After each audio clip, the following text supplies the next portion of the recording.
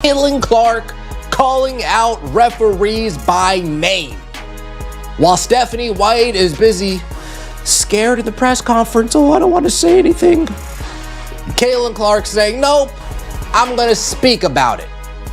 While Stephanie White isn't even saying DeWanna Bonner or Alyssa Thomas's name in the press conference, sticking up for her players, Stephanie White, all you had to do in the press conference was say, hey, the players on the other team, they were playing. The WNBA has found itself at the center of another controversy, and this one has sparked a different kind of debate. This isn't about a hard foul, a locker room rumor, or claims from anonymous sources.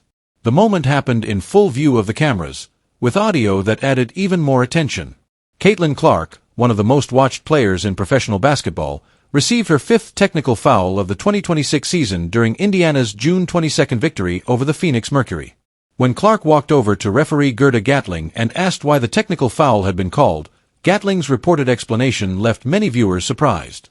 According to the exchange, the technical was issued for clapping her hands during the game, and that explanation quickly became one of the biggest talking points of the night. Yeah, it's ridiculous. I got a technical for clapping, so if we should all just go on the calendar now and pick a game that I'm going to be suspended for if I'm going to get technicals for clapping. I asked Gerda. Gerda said that I got a technical for clapping. So if any technical should be taken away, it should be that one. If it's truly for clapping, that's what they said they gave it to me for was for clapping. So it's just ridiculous. Clark didn't hide her frustration after the final buzzer. She stepped to the podium and spoke openly about what had happened. She also revealed that referee Gerda Gatling told her the technical foul was for clapping and what was described as instigating. When Clark heard that explanation, she responded in a way that quickly caught fans' attention. She said, okay, then you just don't like competitive basketball. That's just facts, that's just reality. That response immediately became one of the biggest talking points after the game. You have to be of the 8 technical fouls. I mean, I'm going to play with emotion. I'm going to play with passion. And if they're going to give me a technical foul for clapping, then so be it. That's their choice. And the league can come back and review that play. And I'd love to hear what they say of the reasoning of why I got the technical foul in that situation and why other players on their team didn't get a technical foul in that situation. If anything, split it. Okay, fine. Everybody gets a technical foul. That wasn't how they were handed out. So I'd love to know. But obviously, that's what I went to Gerda and said. I said, why'd you give me a technical foul? She said, because I was clapping and instigating. I said, okay, then you just don't like competitive basketball. And that's just facts. That's just reality. So a player who had just led her team to a win with 24 points and 9 assists was standing at the podium saying she was already thinking about a possible suspension because the officiating had reached a point where clapping her hands were considered worthy of a technical foul on a WNBA court. That is where the situation now stands. Stephanie White, man, she is part of the problem because she don't like when Kayla hype up the crowd. That's what the people want to see, man. That's what the people pay the big money for, man. Let the face of the league be the face of the league, man. She feeds off of that energy, man. The whole team feeds off that energy, man. And Stephanie White, we want to stop that, bro. That's crazy. But yeah, Taylor tired of these so-called bullies, man. And next game, y'all got to watch AT because she probably going to try to hurt somebody, man. You know how they do. But anyways, man, this is our real rivalry. They keep trying to make that girl over there in Atlanta our rivalry. That is not our rivalry, man. So I'm going to be honest. Here's the full picture. And it's important to look at everything together because any single call on its own could be dismissed as an isolated incident. 5 technical fouls in less than half a season. Let that sink in. One came during a delay of game situation that many analysts watching live consider questionable. Another occurred against the Atlanta Dream after Clark became visibly frustrated over a foul she believed deserved a coach's challenge from Stephanie White, a challenge that ultimately never came. Caitlin Clark and her technical fouls. Caitlin Clark got 2 technical fouls, or so we thought. The first one, the ball gets tipped out of bounds, she goes to get it, she kicks it off of her foot, thinking it'll go against the scores table and then come right back to her. But it didn't. Went off the side and kind of rolled down the court. She hustled after it, gave it back to the ref, and he called her for a bench technical for the delay of game. That goes against the bench, not against Caitlin Clark. Later, she did get a technical on her own at the end of the game when she argued a call with the ref.